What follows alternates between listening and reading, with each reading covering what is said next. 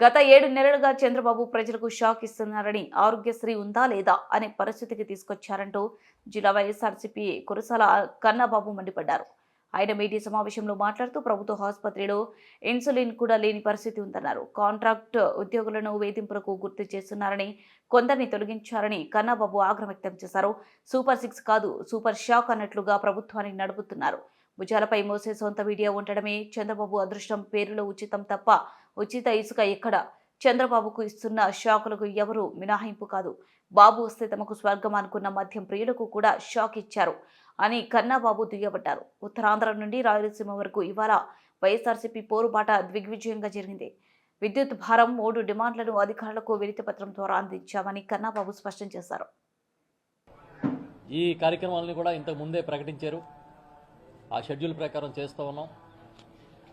అయితే నిన్న సడన్గా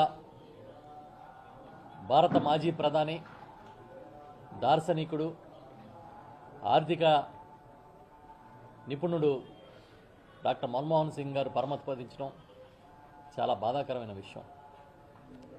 ఈరోజు ఆంధ్రప్రదేశ్లో 175 నియోజకవర్గాల్లో కూడా వైఎస్ఆర్ పార్టీ నాయకులు, శ్రేణులు అందరూ ఘనంగా ఆయనకి నివాళులు అర్పించి ఒక మహానాయకుడిని, ఒక దార్శనికుడిని కోల్పోయిన ఆ బాధని వ్యక్తం చేస్తూ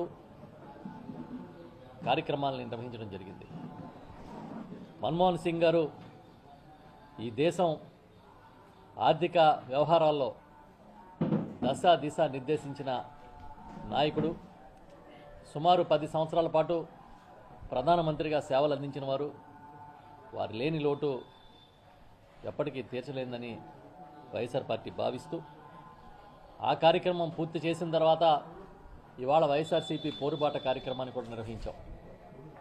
ప్రజా సమస్యల విషయంలో రాజీ పడే ప్రసక్తే లేదు అనే మా నాయకుడి ఆదేశాల మేరకు ప్రతి కార్యకర్త, ప్రతి నాయకుడు, అన్ని శ్రేణులు ఇవాళ రోడ్ల మీదకు వచ్చి ర్యాలీలు నిర్వహించడం, ర్యాలీలుగా విద్యుత్ కార్యాలయాలకు వెళ్ళి నిరసన తెలిపి వినతి పత్రాలు ఇవ్వడం జరిగింది. 175 అసెంబ్లీ నియోజకవర్గాల్లో అధికారం కోల్పోయిన 7 నెలల కాలంలో మహాప్రదర్శనలు ఇవాళ జరిగాయనడంలో సందేహమే లేదు.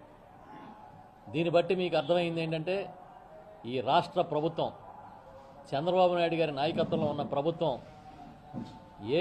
ఎంత ప్రజా ఆగ్రహాన్ని చవిచూస్తుందో అర్థమవుతుంది.